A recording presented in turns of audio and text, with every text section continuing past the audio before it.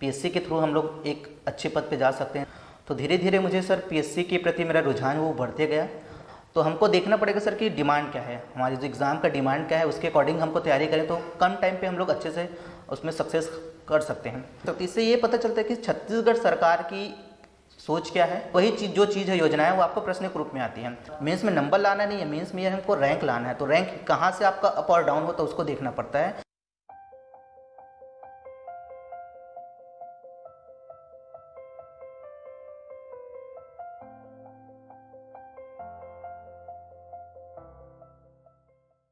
नमस्कार दोस्तों, मैं doctor Hamid Khan, team director path IAS academy. CGPSC 2018 की सफलता की कहानी के सिलसिले में हम लगातार बातचीत करते आ रहे हैं और फिलहाल मेरे साथ नकुल प्रसाद वर्मा बैठे हुए हैं, जिन्हें इस वर्ष 37th रैंक के साथ साथ assistant director panchayat and rural development का पद प्राप्त हुआ है। सो नकुल, ढेर सारी बधाइयाँ, ढेर सारी शुभकामनाएं। Thank you so much sir. और नकुल की सफलता केवल इस वर्ष की नहीं है, बल्कि पिछले 4 वर्षों से किसी न किसी रूप में सीजीपीएससी में चयन लेते आए हैं और पिछले साल आपको सासो का पद प्राप्त हुआ था और नकुल खुश नहीं थे कि मुझे आगे बढ़ना है और लगातार आगे बढ़ते हुए इस साल उन्होंने और मेहनत की। सो पिछले वर्ष 110 रैंक से इस वर्ष 37 रैंक तक पहुंच चुके हैं और उम्मीद है अगले साल डिप्टी कलेक्टर के पद तक ज़रूर पहुंचेंगे। सो नकुल, आपके सफलता की कहानी यहाँ से शुरू करते हैं। और जैसा कि आपने मुझे परिचय में अपने बैकग्राउंड के बारे में बताया, तो प्लीज़ छात्रों को बताएं कि आप कहाँ से हैं और आपकी पढ़ाई कैसे हुई, ग्रेजुएशन और स्कूल की।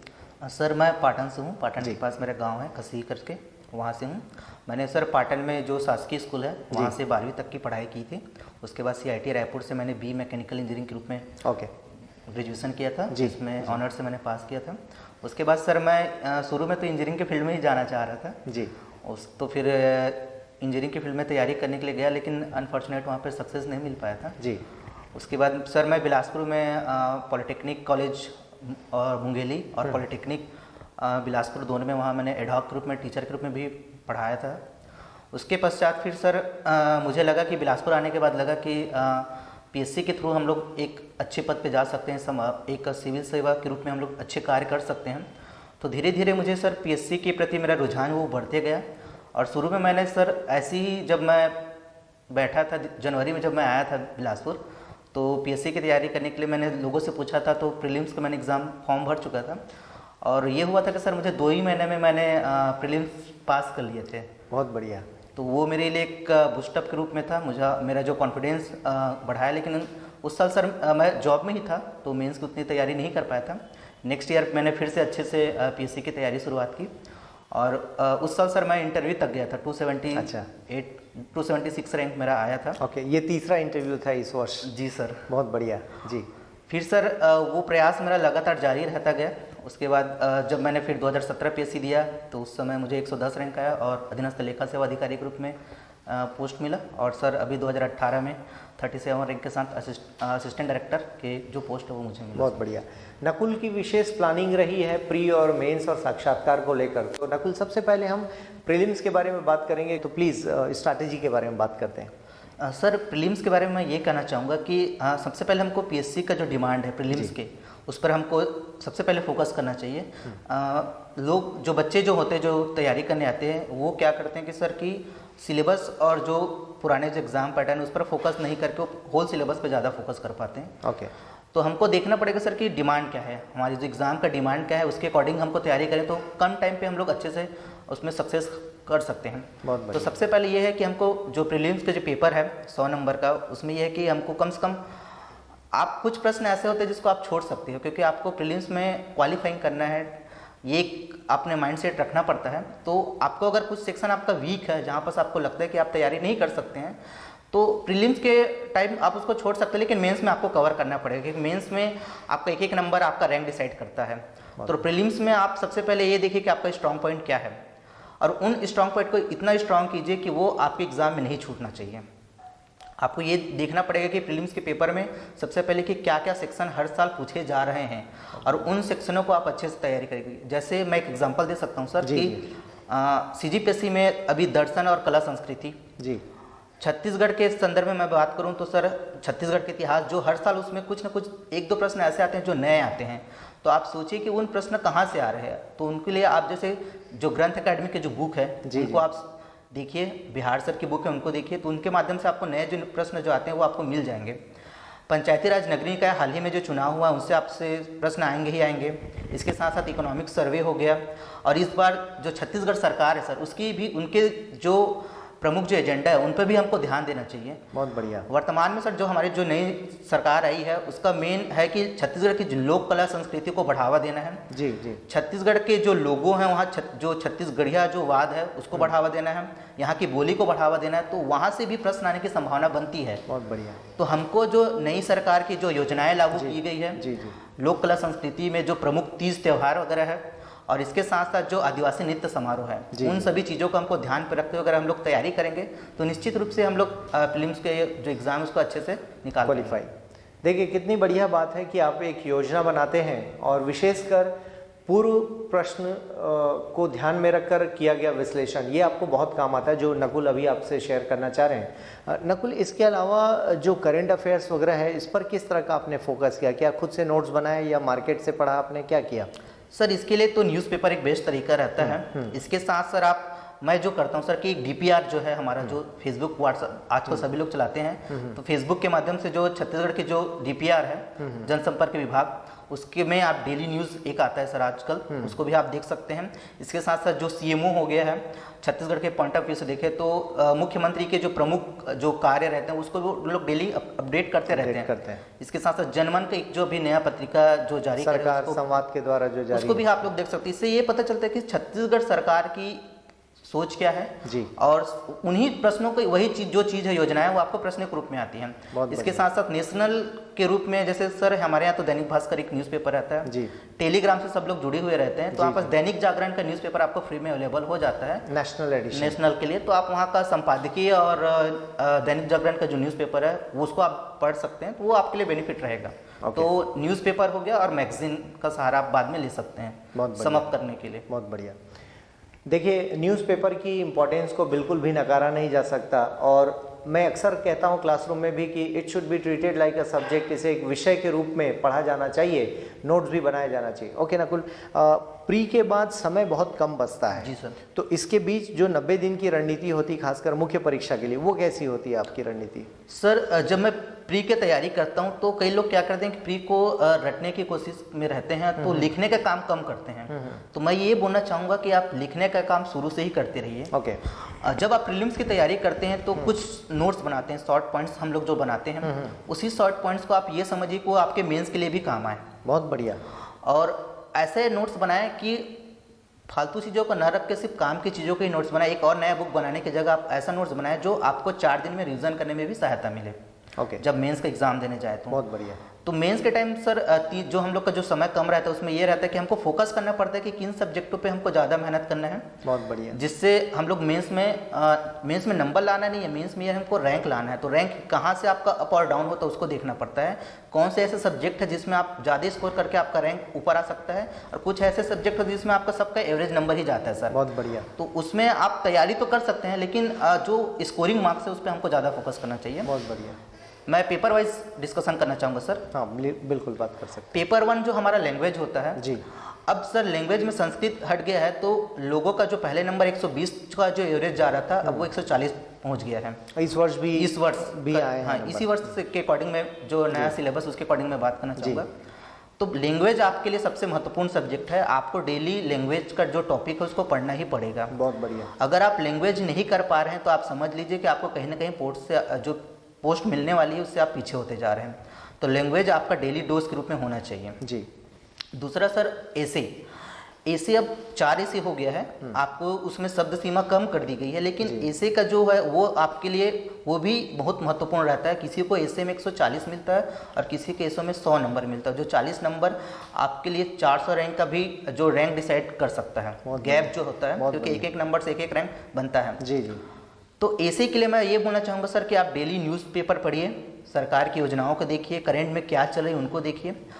फिर आपके माइंड में एक पैटर्न बन के पैटर्न बनाना पड़ेगा कि आपको ऐसे कैसे लिखना है करके। कई लोग ऐसे में ये भी डाउट रहता है कि ऐसे को आपको पैराग्राफ लिखे या पॉइंट वाइज, ये मैटर नहीं करता है। मैं जो स्ट्रेटेजी अपनाता हूँ सर, मैं उसके बारे में बात कर सकता हूँ, क्योंकि मुझे लगातार 3 बार ऐसे में 135 मिला है। बहुत बढ़िया, बहुत बढ़िया। तो ऐसे में हम लोग सबसे पहले ये कर सकते हैं कि जो इंट्रोडक्शन होता है वो आपका ऐसे का सबसे पहले जो चेक करने वाला है, तो उसको उसी में अगर आप उसको अपने तरफ अट्रैक्टिव कर सकते हैं, इम्प्रेस कर सकते हैं। तो मैं सर जो प्रैक्टिकल एग्जांपल का यूज़ करता हूँ कि जैसे इसी बार आया था कि सर जैसे नरवा गरवा घुरवा बाड़ी के बारे में मैं बता सकता हूँ। तो हम लोग आज के आधुनिक युग में हम लोग पिछले युग के बारे में क्यों बात करना चाह रहे हैं, आखिर ऐसी क्या जरूरत पड़ गई। जी। इन शब्दों के आप प्रयोग करते हुए आप ऐसे को लिखना स्टार्ट कीजिए कि वर्तमान सरकार को आखिर ऐसा क्या जरूरत पड़ गई कि हमको प्राचीन तरीकों के ऊपर लेना पड़ रहा है। तो उसको फिर हम लोग धीरे धीरे फिर कर्ज माफी को ले सकते हैं कि सरकार की किसानों की आय में हम लोग वृद्धि करना चाहते हैं, लेकिन वृद्धि कैसे होगा, तो वृद्धि करने का तरीका को बताना पड़ेगा। और जो उसकी जो आय में जो कृषि में जो महंगाई बढ़ती जा रही है उसको कम कैसे कर सकते हैं। तो इन चीज़ों को लेते हुए फिर क्या है, उसके बाद मेरा रहता है कि सर जो पूछा जा रहा है वो एक्चुअली में क्या है, इसकी आवश्यकता क्यों पड़ी। बहुत बढ़िया। इसके लिए सरकार क्या कार्य कर रही है। तीसरा पॉइंट मेरा यही रहता है सर कि सरकार क्या कर रही है। और चौथा मोस्ट इंपॉर्टेंट रहता है आपका सुझाव। आप उसमें अपना जो नया इनोवेटिव थिंकिंग है उसको आप ज़्यादा डालिए। जितना ज़्यादा आप नया अपना इनोवेटिव थिंकिंग डालेंगे कि आपका जो सुझाव रहेगा वो ये दर्शाता है कि आप एक प्रशासनिक अधिकारी के रूप में क्या सोच रहे हैं। आगे फ्यूचर में आपको नवीन योजनाओं को आपको लाना है सरकार के लिए, तो आप क्या कर सकते हैं। तो जैसे राजस्व में कमी करना है, बहुत बढ़िया, किसानों के आय में आपको वृद्धि करना है, तो कैसे कर सकते हैं, वो आपका व्यू रहता है। वहाँ पर सकते हैं अगर आपको सोच को दर्शाएंगे, नया चीज़ों को लिखेंगे, तो आपको ज़्यादा से ज़्यादा नंबर मिलता है। उसके बाद फिर आपका जो कंक्लूजन करके आपको फिर कुछ आपका शायरी हो गया या फिर कुछ कोटेशन हो गया, उसको आप लिख के आप एंड कर सकते हैं। तो ये ऐसे का हमारा स्ट्रेटजी रहता है।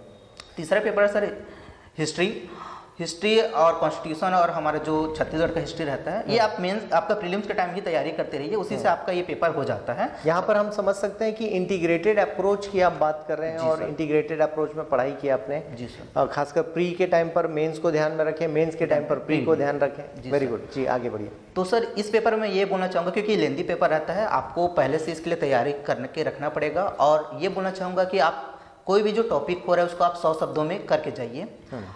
100 शब्दों में करने के लिए मैं इसलिए बोल रहा हूँ क्योंकि आप लोग इस बार का पैटर्न देखे होंगे कि 100 शब्द और 125 शब्द और 150 शब्द का जो प्रश्न आए थे, जिसमें आपका 8 नंबर और 10 नंबर और 15 नंबर के 3 जो सवाल आते थे। बिल्कुल ठीक। आपने खुद जो एग्जाम दिए होंगे उनको पता होगा कि जो हमको जो स्पेस मिला था सर, वो उतना ही था। बिल्कुल एग्जैक्ट उतना ही था, बस कंप्राइज उसको किसी को लार्ज कर दिया था, किसी को छोटा कर दिया।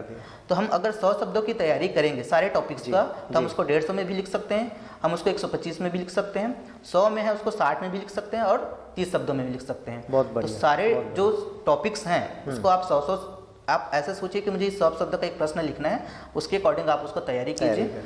और हो सके तो जो नया पैटर्न है उसमें आप पॉइंट वाइज का ज़्यादा यूज़ कर सकते हैं, क्योंकि जगह कम है तो आप पॉइंट पे लिखेंगे तो उनको ज़्यादा अच्छा लगेगा। जी। देखिए कितनी बढ़िया प्लानिंग है कि रिटर्न एग्ज़ाम को इन्होंने बहुत सिलसिलेवार ढंग से प्लान किया और तैयार किया। यही कारण है कि हर वर्ष मतलब पिछले 3 सालों से नकुल इंटरव्यू देते जा रहे हैं और उम्मीद है अगले साल भी देंगे। नकुल, इसके अलावा भी जो नए टॉपिक्स शामिल किए गए उसके लिए कोई विशेष रणनीति थी आपकी, खासकर पेपर 7 को लेकर? सर इसके लिए मैं ये बोलना चाहूँगा कि पेपर 7 जो हमारा नया ऐड किया गया है, उसके पहले तो सिलेबस को आप देखिए क्या उसका डिमांड है। जी। और ये सर एमपीपीएससी से लिया गया है। बहुत बढ़िया। तो मैंने सर ये किया था कि एमपीपीएससी के सारे 5 साल के जो पेपर थे उसको मैंने पहले देख लिया था कि क्या पूछ रहा है, और सेम वैसे ही हुआ सर। ओके। कई लोग ये बोल रहे थे कि इस बार धारा बहुत ज़्यादा पूछेंगे, एक्ट बहुत ज़्यादा पूछेंगे, तो उनका जो मुझे जहाँ तक लगा सर, क्योंकि मैंने एमपीपीएससी का पेपर देखा है, उनका मेन एम है कि लोगों को उनके प्रभाव को ज़्यादा देखना है। बहुत बढ़िया। कि अगर जो अस्पृश्यता जो नियम आया है तो उसका समाज में क्या प्रभाव पड़ रहा है, दहेज जो अधिनियम आया उसका समाज में क्या प्रभाव पड़ रहा है, तो उनके बारे में हमको ज़्यादा जानकारी होनी चाहिए। बहुत बढ़िया। न कि धाराएं। ठीक है, धाराएं आपके लिए इंपॉर्टेंट है, आप उस पर लिखेंगे तो आपको बेसिकली नंबर मिलेगा, लेकिन आप एक एक धारा को याद करने के बजाय आप उसकी जो मेन जो एम है उस पर फोकस कीजिए। और इसके साथ साथ छत्तीसगढ़ की योजनाएं, बहुत बढ़िया, क्योंकि इस बार छत्तीसगढ़ की योजनाओं को बहुत ज़्यादा पूछा गया था। तो छत्तीसगढ़ की योजनाएं, मैंने फिर से वही बोलना चाहूँगा सर कि हर सरकार की यही उम्मीद रहता है कि हमारी योजनाओं को लोग जो है प्रशासनिक अधिकारी जो बनने जा रहे हैं उनको जाने और उनका डिमांड यही रहता है जी। तो आप जब इकोनॉमिक सर्वे की तैयारी करते हैं, जब आप करेंट की तैयारी करते हैं, तो उन योजनाओं को आपको अच्छे से तैयारी करना पड़ेगा और वही योजनाएं आपके लिए जो पेपर 7 में काम आएंगे। बहुत बढ़िया। इसके साथ साथ आज जो आपका इंटरनेशनल टॉपिक्स है उनको भी आप अच्छे से तैयारी कीजिए और वो आपके लिए काम आएगा। खासकर स्पोर्ट्स में भी कई लोगों को पता ही नहीं रहता कि क्या है, क्या चल रहा है। तो आप लोग स्पोर्ट्स में भी आप सेक्शन पे इंटरेस्ट लीजिए क्योंकि वो भी आपके लिए बहुत महत्वपूर्ण सेक्शन बन गया है। बिल्कुल ठीक है। सो देखिए किस तरह से आप पेपर का एनालिसिस करते हैं, सिलेबस का एनालिसिस करते हैं और जैसा नकुल ने कहा कि लॉ के क्वेश्चंस में धाराओं का ज़्यादा रोल नहीं है, बल्कि उससे ज़्यादा इम्पोर्टेंट है कि उनका महत्व क्या है, उनका प्रभाव समाज पर क्या है। तो दोस्तों एक लंबी प्लानिंग का यही एक परिणाम होता है कि आप सफल होते जाते हैं और हर बार अपनी रैंक सुधारते जाते हैं। नकुल, इस बारे में एक सवाल और करूंगा कि राइटिंग प्रैक्टिस आपने कैसे की, खासकर चूंकि एक 90 दिन का आपको स्लॉट मिलता है और उसमें 7 पेपर्स लिखना है, तो एक तो टेस्ट सीरीज पर आपने काम किया है, इसके अलावा भी घर पर राइटिंग करते थे? किस तरह की योजना बनी? सर मेंस निकालने का सबसे मेन ये रहता है कि आपको लिखना पड़ेगा। जब तक आप लिखना नहीं सीखेंगे तब तक आपको मेंस नहीं निकलेगा। तो मेंस के लिए ये है कि आप तो जितना हो सके, मैं तो ये बोलूँगा कि जितना हो सके आप टेस्ट सीरीज ज्वाइन कीजिए मेंस के लिए। जी। अच्छे कोचिंग से ज्वाइन कीजिए, हर जगह से ज्वाइन करने की भी आवश्यकता नहीं रहती है।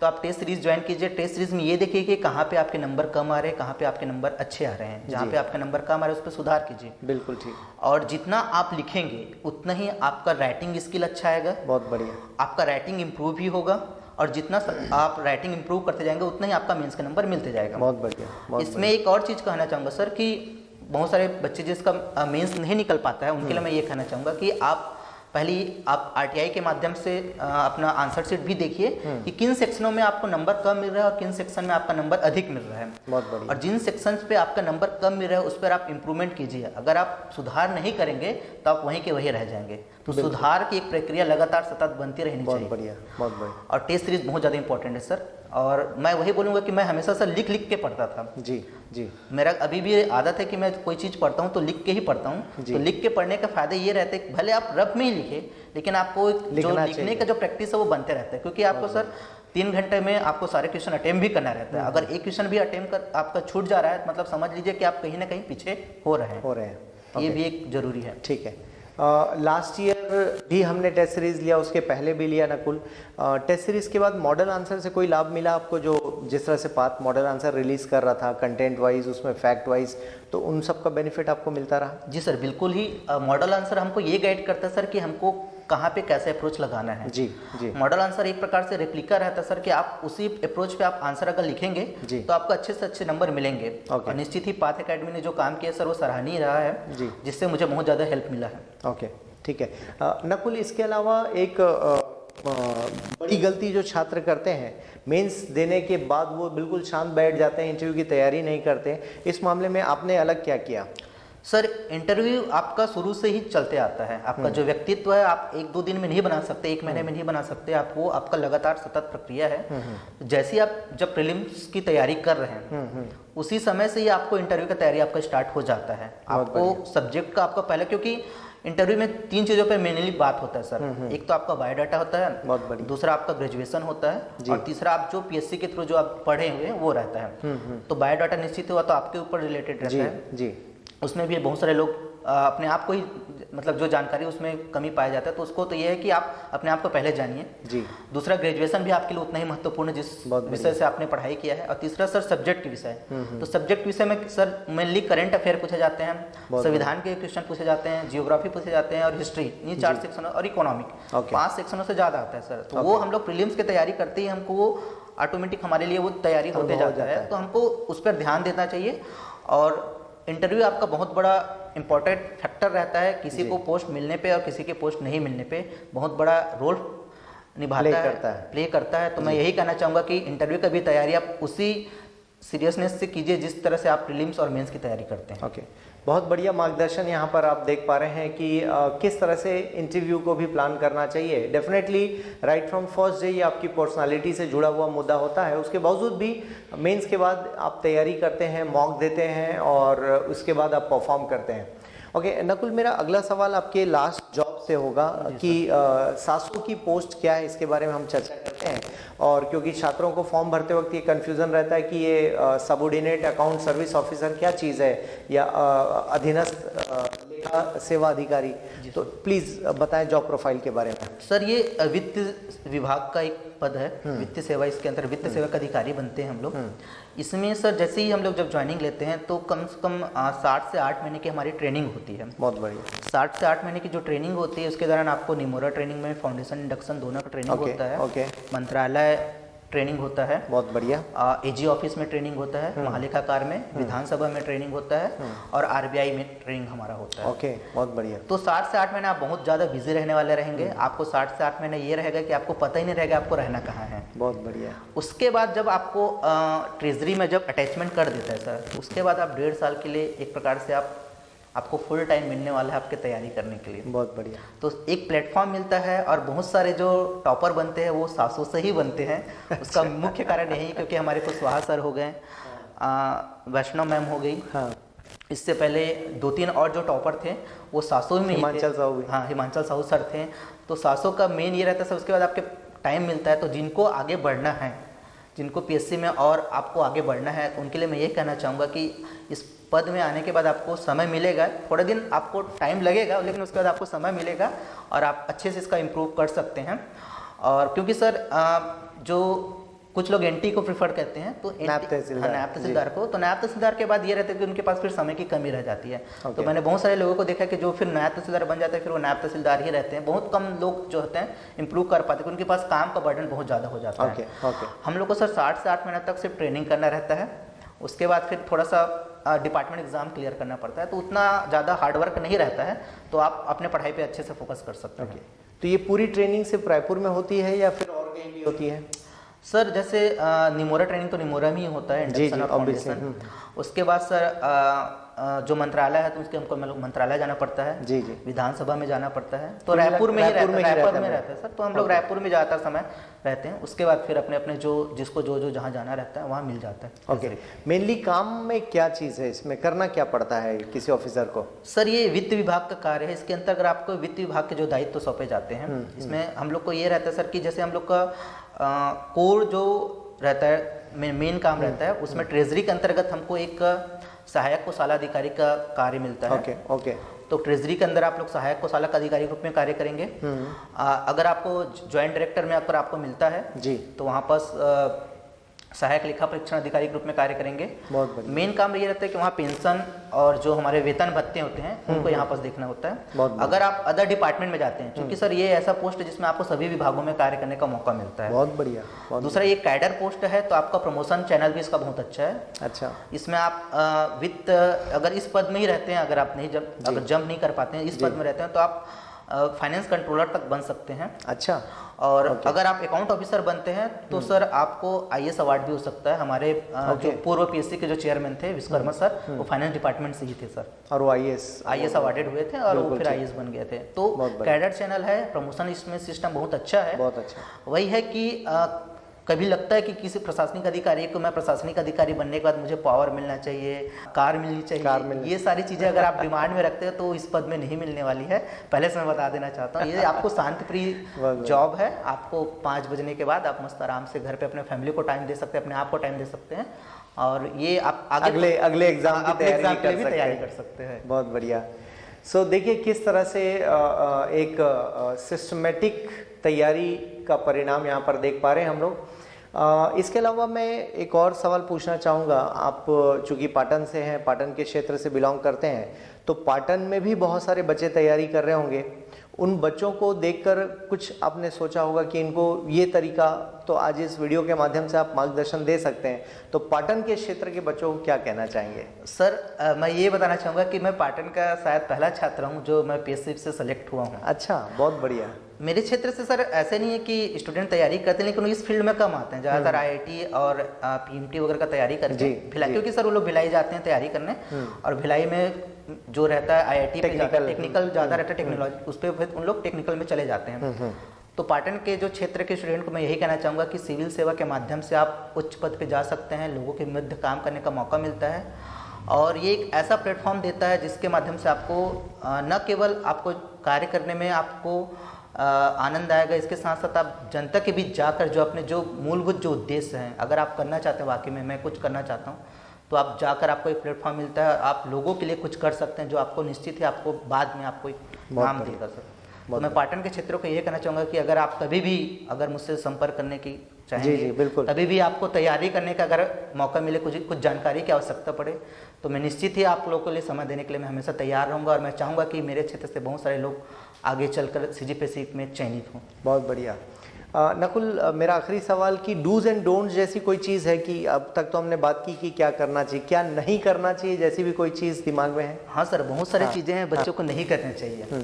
सबसे पहला ये है कि बहुत सारे लोगों तो पढ़ते बहुत ज़्यादा हैं लेकिन उनको अपने ऊपर भरोसा नहीं रहता है। तो मैं सबसे पहले यही बोलना चाहूँगा कि आप जब इतनी मेहनत किए हो तो आपको अपने ऊपर भरोसा होना चाहिए कि मैं एग्ज़ाम क्रैक कर सकता हूँ।